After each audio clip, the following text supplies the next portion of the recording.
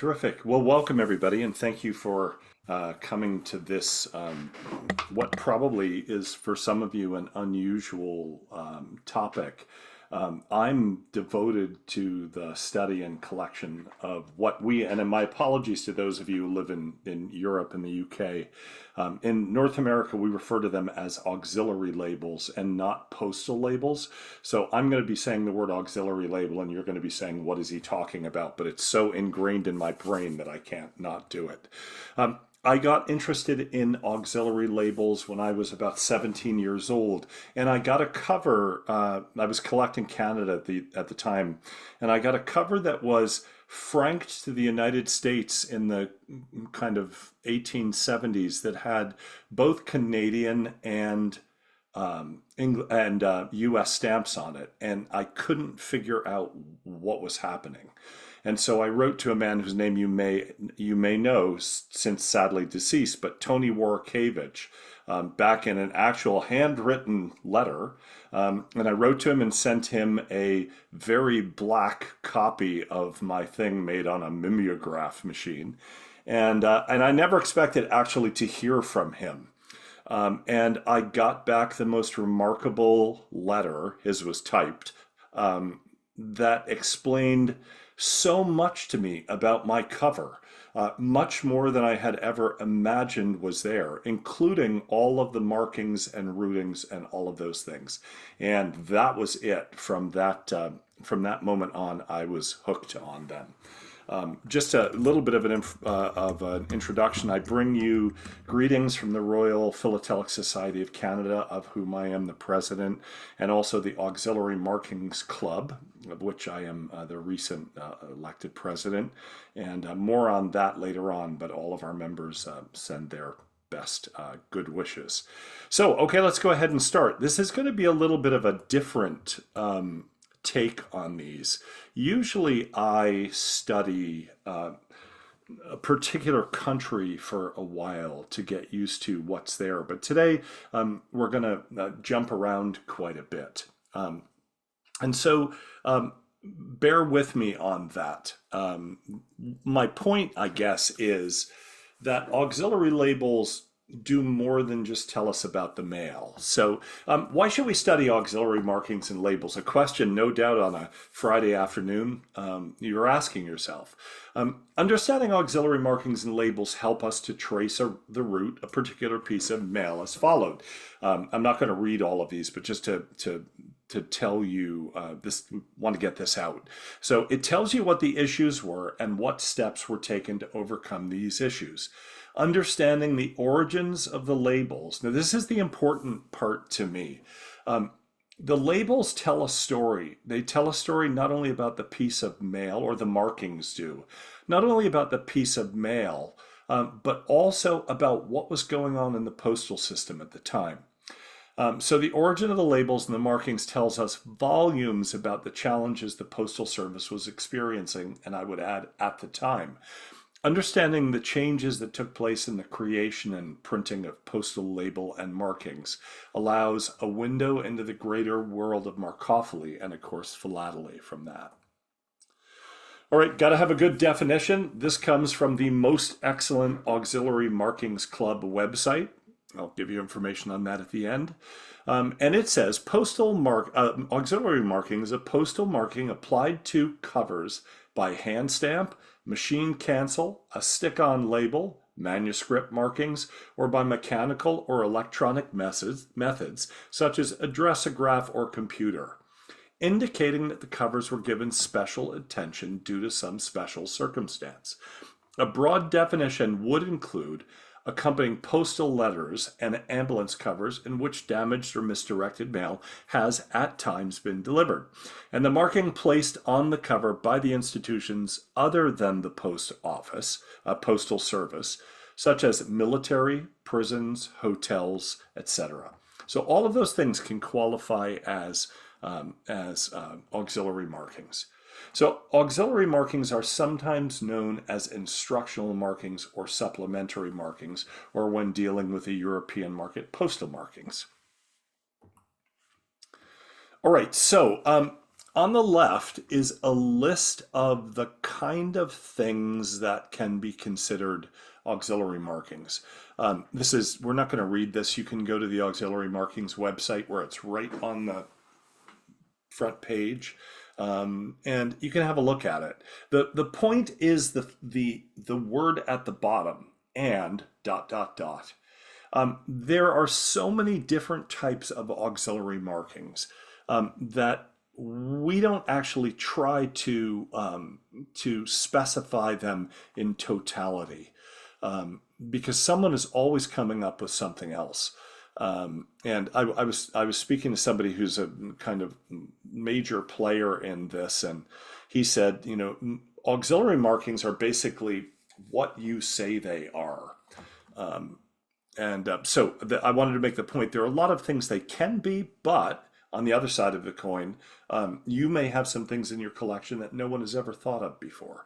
And as long as they deal with, I mean, I would say a poster stamp is not an auxiliary marking, postal marking, specifically because it has nothing to do with moving the mail. But there might be instances where that's not the case, but I would say I would draw the line there. Okay, while there's no completely agreed upon definition for these markings, labels can generally conclude that it includes the following. Any marking or label which describes special treatment during the handling of a piece of mail. We're going to see some of those. Or any marking that it helps to explain what happened while the piece of mail was traveling through the system. Okay, these are German Retourmarken labels, and they're really very beautiful. They came into fashion in the mid 1850s, and they were designed to reseal a piece of mail when it couldn't be delivered and had to be returned. The post office would open the piece of mail as to try to figure out where it was from. I mean, return addresses were not common in those days. To try to ascertain where it was from and potentially who it was who had written it, so they could make an attempt to return it to that person. And so these labels were designed to reseal the folded letters. Now, are they actually auxiliary labels? Well, I guess in essence, because they help to explain why the letter was opened before it was returned. But these were there are 8 different types of these, and they're very beautiful, and I do collect these. I love them. Okay, so the origin of the auxiliary label continues. These blue Retourmarken seals served the same purpose a little bit later on. The French also had a similar thing. You notice these are slightly more fancy and slightly contain slightly more information on them. Okay, so I want to go way back to the beginning. I'm sure that if you collect any pre-stamp mail, you've run across to this marking PP in a box usually. For me, this is kind of where it all begins. Remember, it's possible for a manuscript marking to also be an auxiliary marking. So PP stands for pour payé, which indicates that a piece of mail had been prepaid. Early markings were in manuscript and included terms like franco, franc, pour payé, etc. There was no defined characteristic. There was no defined prescription of what this should say. The point was that you were indicating that it had been paid to a certain point. Okay, you say that's great. We're really pleased to know that, but why is it important? Well, because before this time, I have a poor payee letter that comes from the late, I think it's just around 1600. Why is it important? Because at the time you didn't have to prepay a piece of mail. Um, it was not necessary. The mail went through, and the person that received it was designed to pay it. A fascinating thing about this very early one I have, which I actually have on loan right now to someone, or I would show it to you, is that it's going to the royal household. Why would you prepay something that was going to the royal household? Well, because if the royal household doesn't have to pay it, there's much more chance that it's going to end up at least inside at someone's desk. Okay? So this is around the time when people began to prepay mail. And so it was necessary for this to be designated so that it was so that people would know when the mail came that they did not have to pay for it.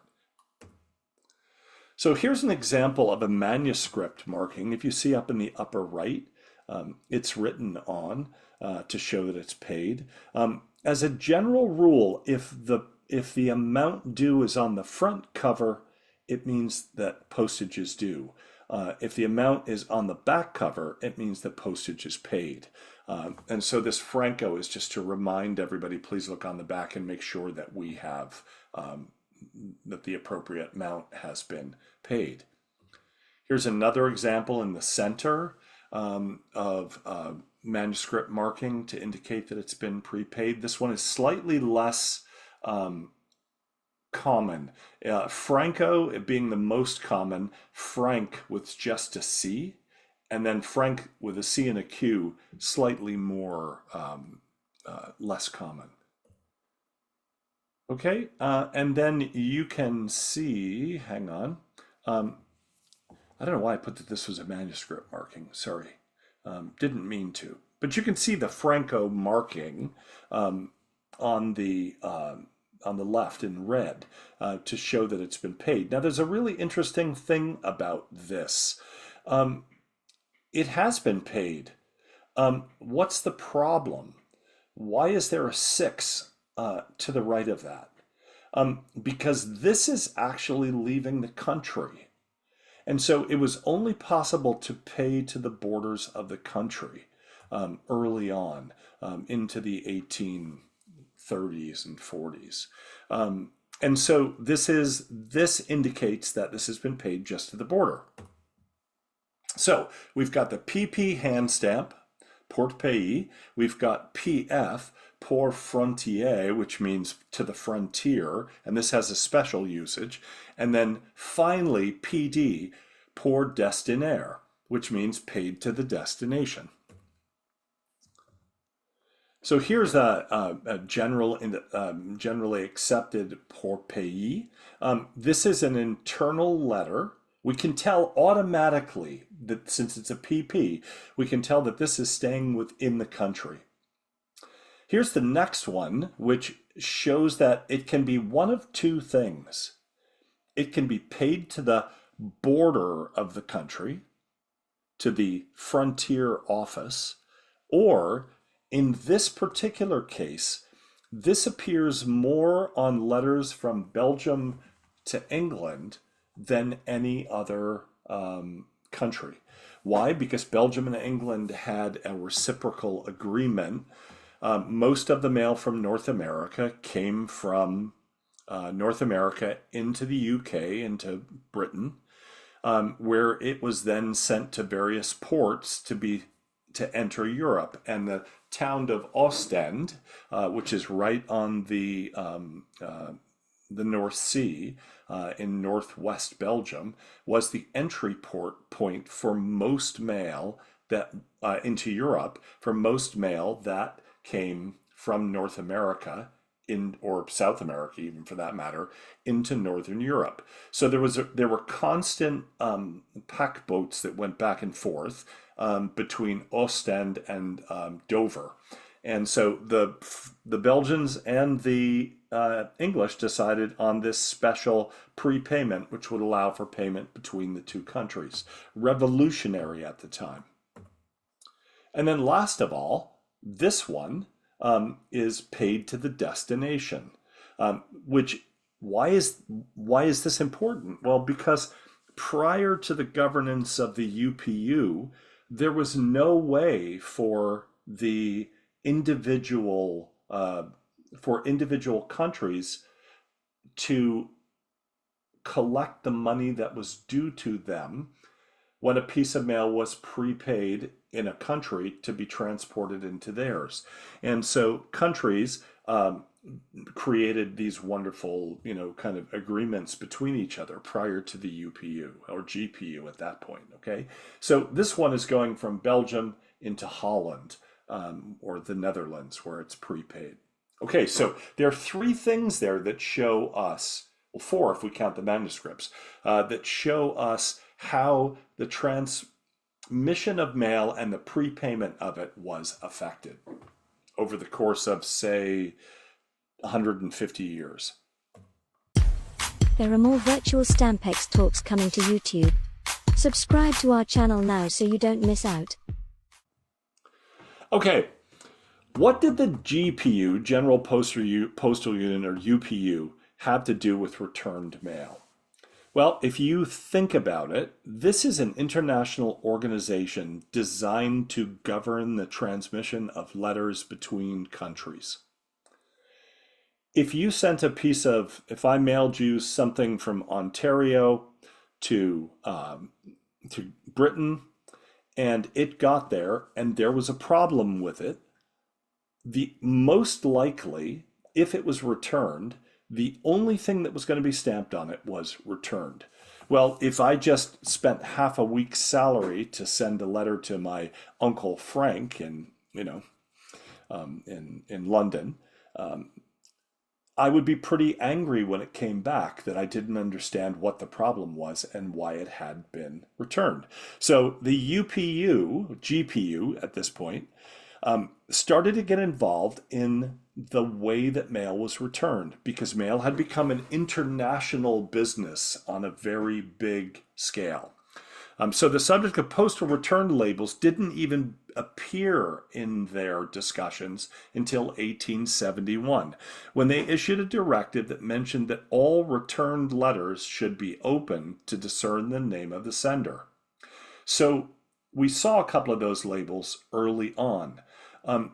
Here is an example of a letter, and it's very hard to read, but it's right in the center, this violet stamp, unbestellbar, which indicates that the letter was undeliverable.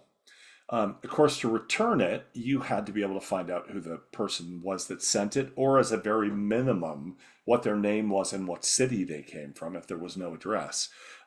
And early on, international post offices, if you returned Uncle Frank's letter from the UK back to me in Canada, when there were many fewer people in cities and towns, they would do their best to try to get it back to me so that was the case.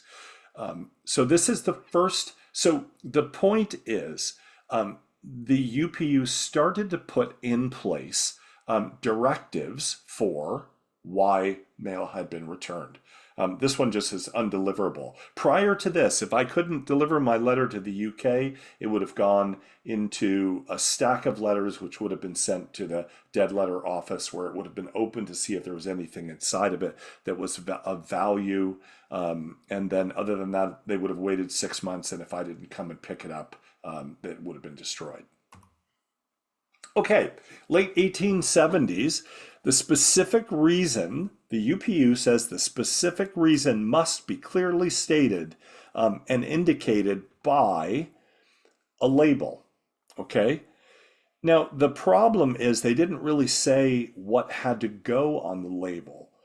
So the French came up with a really unique solution to this. They created a return label that would allow the post office to write the reason for return in the middle. Now, these are very rare. If you come across one of these, I don't care what it costs, you should definitely buy it, because these are not terribly common, the early ones. So let's just take a look at this. These labels were unperforated. You can see it's torn, printed in sheets, and provided with an open space in the center to indicate the reason for the letter's return. Of course, this space was often left blank, but what made the French level unique was that it provided a mechanism for indicating the reason for return. The majority of the labels employed across the remainder of Europe did not follow the French protocol and gave no reason for return. Of course, occasionally you get lazy and it's Friday night and you don't want to take the time to write the reason for return, so you just slap this on it and it goes, which was legal because the UPU had not laid down an edict yet on what was possible and what must happen. Okay, so if an unsubstantiated bit of information is in fact correct, and we don't need to go into where that is, the inspiration for the use of these labels can be found in Germany because the German suggestion to the UPU includes much of the same French wording found in the later French labels. However, it would appear that in the original that the initial idea and wording originated in France and was later presented by Heinrich von Stephan to the UPU. Whichever way it went, the French and the Germans were responsible for this idea of expressing the reason for return. The German labels would have substantially reduced the size of the text, or would eventually reduce the size of the text and make smaller labels. Subsequent French labels, although similar, followed the pattern agreed upon by the UPU in 1887. At the Second General Postal Union Congress in Paris in 1878, this is important, 38 countries and colonies gathered to ratify the Convention of Paris, which would change the name of the organization. At the meeting, a very minor discussion was conducted concerned with the growing international nature of the Postal Service. This small exchange expressed concern over the proper handling of mail that moved from the purvey of one country's administration to another. In 1887, the issue of properly and consistently identifying the reason for a piece of mail's return was first raised in connection with the Agreement of Paris, where it said all letters and other items which for one reason or another cannot be delivered to the administration of a country or destination must, on the reverse, in French, because French was the official language of the UPU, explain the reason for non-delivery. This advice can be by means of a hand stamp or by applying a sticker, so you could do either one. If desired, a warning in the country's own language may also be added, which most countries did do, with the French privileged at the top and the local language at the bottom. Finally, in 1891, the UPU, at the conference held in Vienna, restated the policy that postal items must be returned to the sender when they were not deliverable, and that the reason be clearly stated. The correspondence that is undeliverable must be returned with the reason for deliverability stated. Here's a local postal bulletin from Belgium, 1892. It says a directive to this effect mandated that the use of the new labels on returned mail was to take effect on July the 1st, 1892, and would at first be applied only to international correspondence. Some countries did use their labels internally, but they were designed to be used moving from country to country. The goal of the change was to transfer responsibility for the oversight to the frontier offices, the offices returning the mail to the expecting country, and they would be responsible for checking to make sure all proper protocols had been followed. This included checking to see that the proper address had been tried, whether the mail in question could or should have been forwarded. The labels were designed to confirm that the proper protocols had been followed. Now, what was the system? Well, take a look at these two pieces of mail, or this piece of mail, the two sides, obverse and reverse. So after you figured out that there was an issue with a select piece of mail, and when I say you, I mean you are the postman on the ground in your city. After you figured out that there was an issue, you would notate it on the back of the envelope. And you can see that at the bottom, this notation here, just so that you could confirm that you had tried to deliver the piece of mail. Okay. You also would notate through the use of your stamp, your postman's stamp, if you see these little numbers at the bottom, how many times you tried to return the piece of mail. Okay. Then it would go back to once you had reached a point, or your successing post people had reached a point when it was no longer, you were quite sure it was no longer possible to deliver the piece of mail, you would go back to the office, and this stamp would appear. Unknown at the call of brigades A and B. So as you can see, there's an A and a B here. Those calls called the name out to each post person to see if they knew the person in question. When that didn't happen, only then would the stamp on the front, unknown, and the hand stamp returned to the sender be applied. So it was a 3 or 4 step process to make sure that it followed the UPU directive. So France had some really early responses. France and Britain were amongst 2 of the earliest countries, and strangely Brazil. Very unusual that Brazil was one of the earlier countries. There were some Eastern countries that followed as well, but here is an example of some of the label types. We won't go through what these mean. I'm sure many of you are familiar with them, but none of these stamps actually appear, or labels actually appear, but this is what was printed.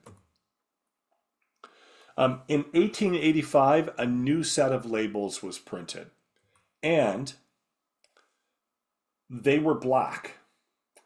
The 3rd generation labels are blue. The black labels, you can tell because they're quite good size. If you want the actual size of them, they're 28 by 16 millimeters or 31 by 16 millimeters, much bigger than the standard UPU labels were. Those were printed in litho, but blue litho, but they also exist in black, and the black ones are very rare.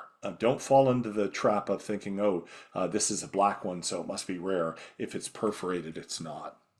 So here's an example of the specific labels that were printed by the French in 1885. There are a couple more that are not on here, but that's fine. Why is there no other language on it? Well, French was the language of France, and French was the label of the European Postal Union, so no need for anything else. 4th generation labels brought in the perforation of these labels, and you can see on the right, one of the ways that's very often difficult to discern the differences between these various once they reach the point where they're perforated, which one is it? Sometimes you can tell by the use of punctuation. These are all punctuated with a period at the end. Some of the next generation are not, so that helps. In this case, they used very poor paper, so it's very yellow, and the perforations are just terrible. Another thing that's important is if you can find the original information on the printing of the sheets, this tells you a great deal about the kind of issues that were being addressed and at what degree. So here's from a French postal label sheet. And you can see that the top, unknown, the second refused, the party had moved on with no address. Those were the most important labels for people at the time. Those were the things that they were dealing with the most. And then on number 2, the second would be unknown at the address and deceased. And then by the time you get to the bottom, these are much less important. And the address was incomplete, or mail was not claimed, or it's being returned. Some people think the reason the Reboot label at the bottom is so rare is because it appeared at the top of a stack of labels, because obviously all of these pieces of mail were being returned. But I find that really useful, and it also helps you to understand which labels from a particular issue are difficult to find and why. Here's just a quick example of where they ended up in the fifth generation labels, which served from 1892 to 1917 in a variety of printings. Now, this is where it gets interesting. The French were annoyed by the fact that placing a label on a letter took, according to what I've read, 5 times as long as striking it with a hand stamp. And so they very, very quickly abandoned the use of labels and instead moved to hand stamps. So while these labels went to 1917, after about 1904, they really start to disappear. Another country where this happened, and even more extremely, was in Great Britain. Now, this is an unbelievable piece of mail. And if you would like to learn more about it, you can go to the Auxiliary Markings website, which you'll see the address of at the end, and listen to Ken Snelson discuss this piece of mail. There was some belief that the British never ever produced postal labels. And then Ken happened to come across this one, and a search was done in the British Postal Museum, and it was confirmed that, in fact, there had been some postal labels produced. This is very early, incredibly rare. You almost have virtually no chance of finding one of these. So again, if you do, spend what you can to get it. But the reason was the same. The efficient British post office hated the idea that it took so long to do this. So they said, we're getting rid of these labels and we're going to move on to hand stamps immediately. So this is a beautiful piece, and Ken will be talking about it on the second Tuesday at our Tuesday Zoom meeting. Second Tuesday in March, which is next Tuesday at 7 p.m. Eastern Standard Time. Okay, so why did the label disappear? Well, we've already covered this. On the left is the 1904 letter with a postal label on it from the fifth generation. On the right hand is the hand stamp that replaced it. Hand stamps become the thing after 1904 in France. Not that you won't find labels, but the hand stamp reigns as king. Okay, just wanted to show you a list of the actual labels that were used. Here's Belgium, 1892. Very interesting to me that the numbering started at 399. We've had a lot of discussion as to why that is, but here are the 8 Belgian return labels. And of course, the language in lowercase print to the right of the slash is Flemish or Dutch. Because Belgium is a bilingual country. More on that in a minute. Okay, why was this a big deal? That was an original first generation Belgian return label issued on July 1st, 1892. It's the earliest one that anybody has seen. What do you notice? Sometimes politics come into play in this just a little bit. So what do you notice? Well, I notice the French is on the top. The French is larger. The Dutch is on the bottom. It's not as significant a font. It's not as large. That's the first generation. Here's another example of it, just so you can see it right side up. Here's the second generation. Now, there's some thought that because Yugoslavia, or the developing Eastern European, some of the Eastern European countries chose to use red labels with white boxes, that this label was confusing. And so the Belgians made the idea in their second generation to change the color of their labels.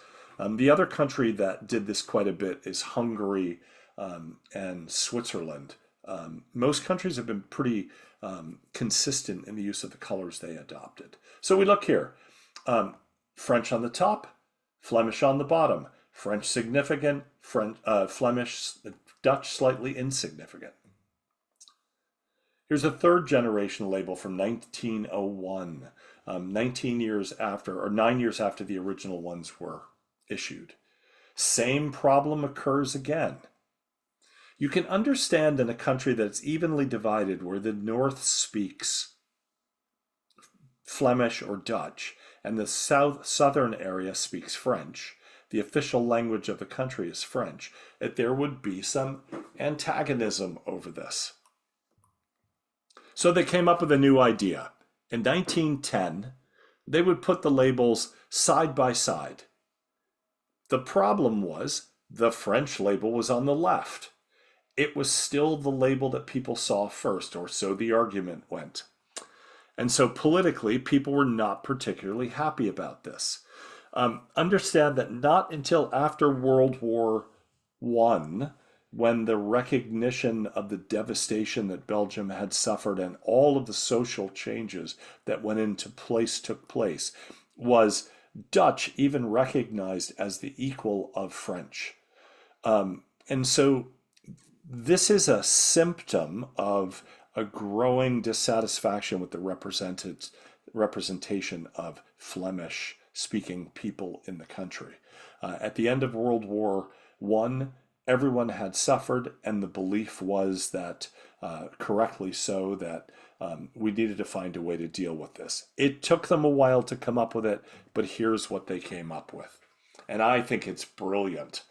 Both the hand stamps and the labels were printed so that, depending on where they were being used, you could simply flip it over and the language of the region of the country you were in would be on the left. And more importantly, probably, the language of the country you were not in was upside down. All right, I just want to run through some incredible labels and then we're done, okay? The point of what we've done before is there are 3 different ways to look at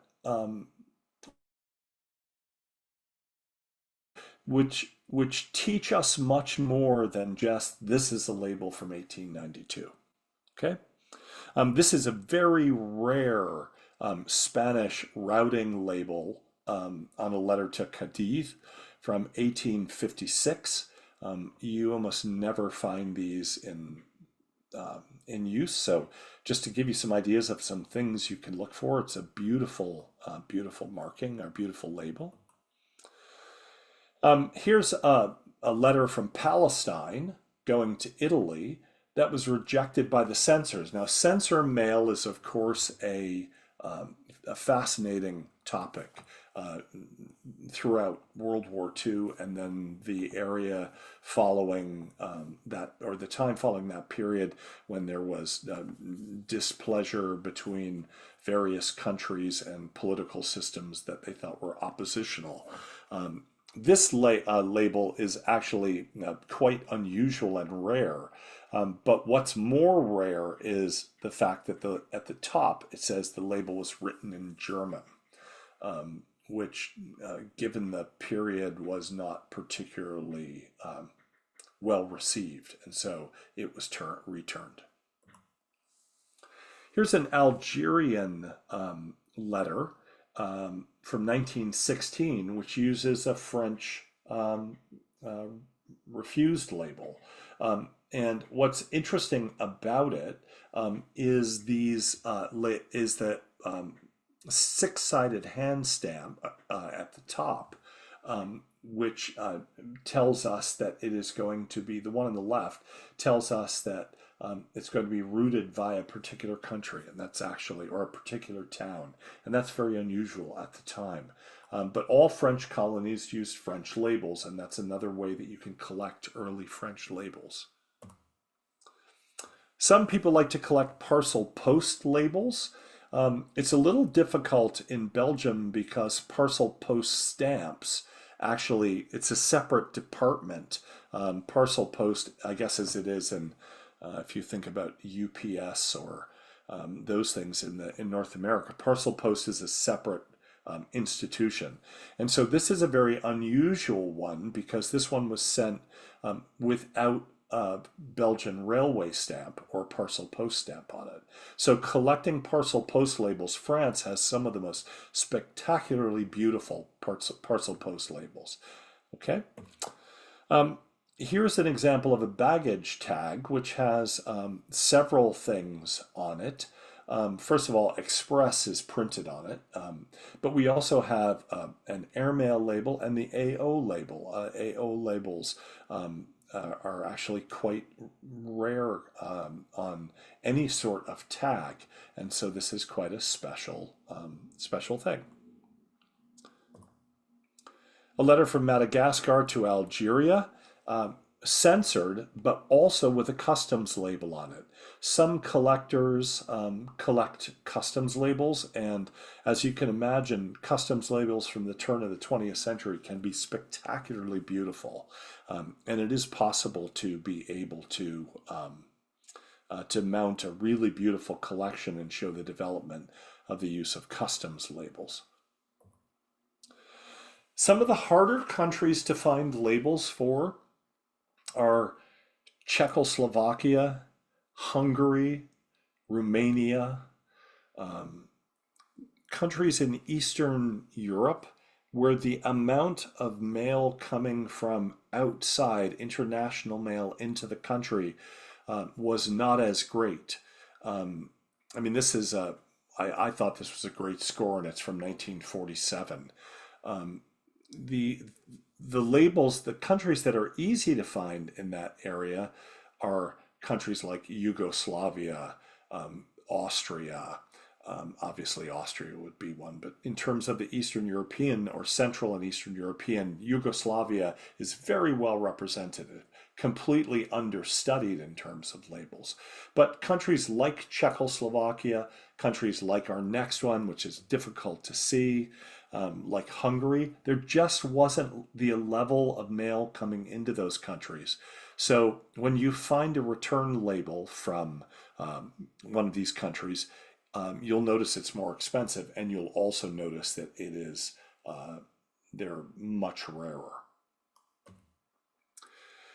Some of the other things you can collect are desert motor mail.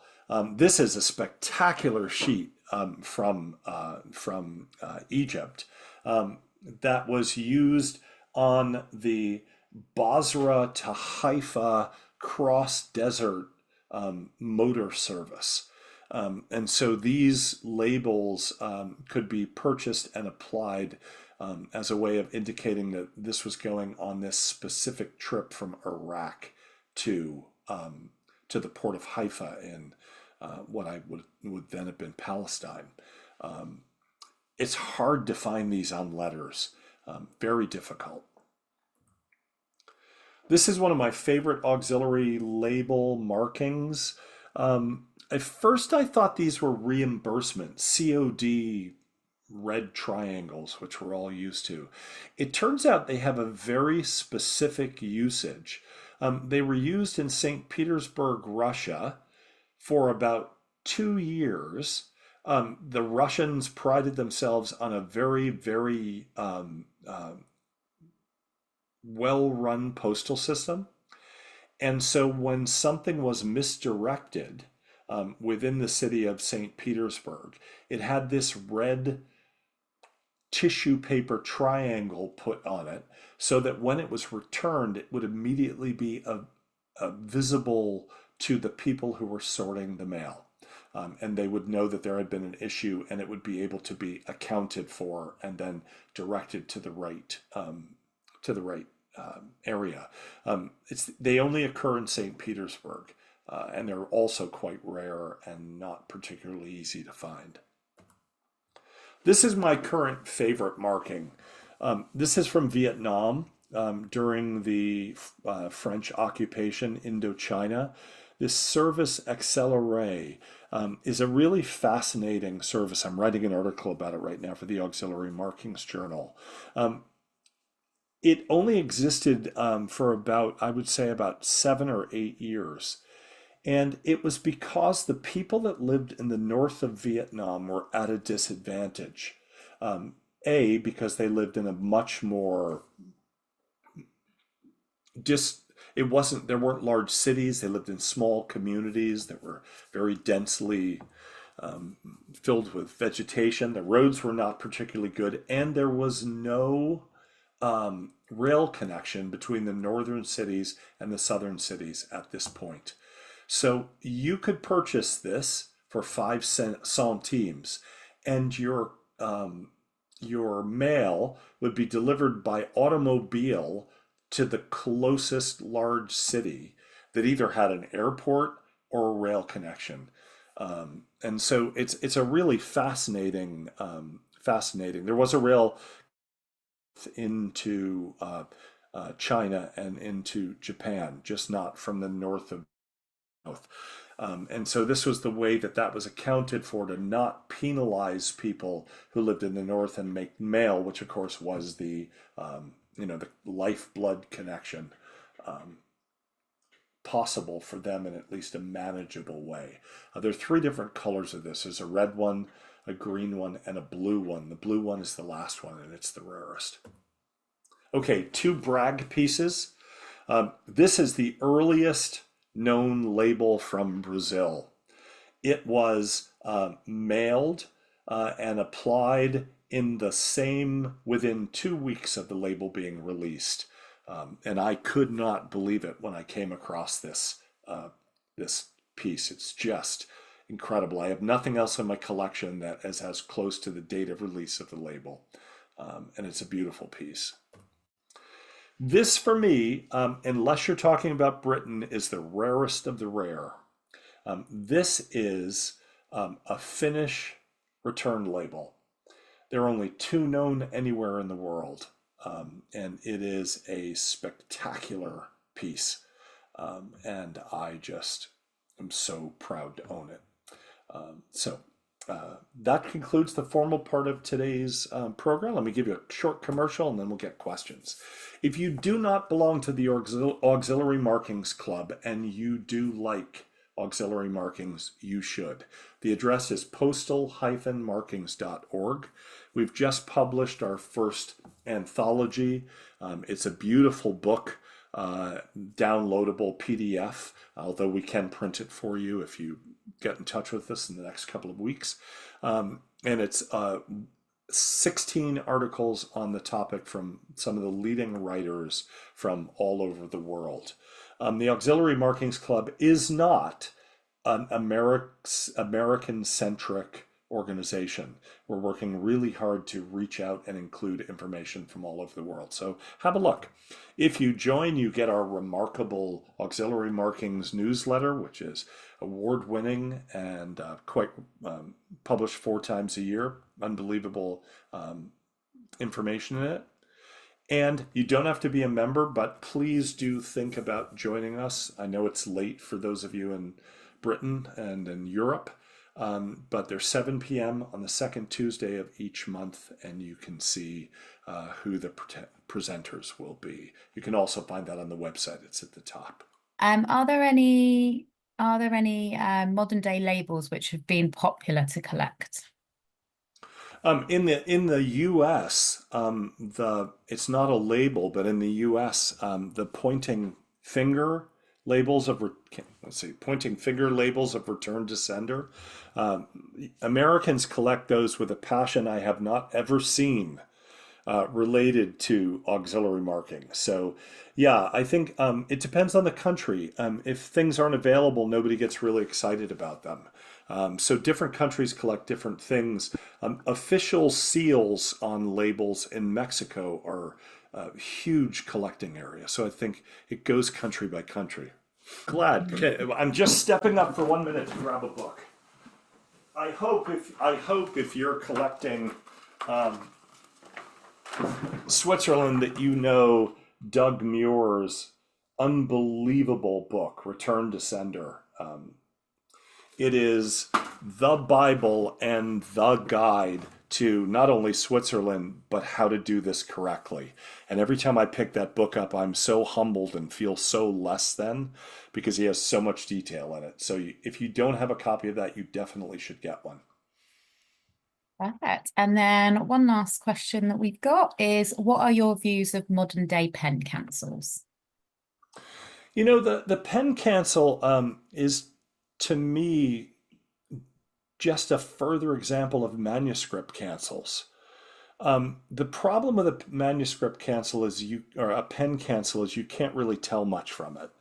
So maybe someday someone will be able to write an article about the angry postal employees in, Hamilton, Ontario, and from this period to this period, you could tell from the angle who the people were who canceled them. But my problem with them, I actually don't really have any problem with them because in Canada it's allowed. The sad part is you can't really learn much from it. Okay, so thank you all very much for coming. I really appreciate it.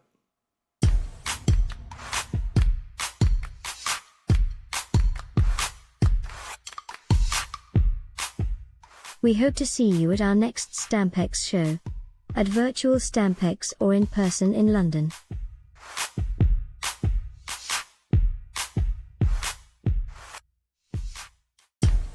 There are more Virtual Stampex talks coming to YouTube. You know what to do. Click subscribe now so you don't miss out. See you soon.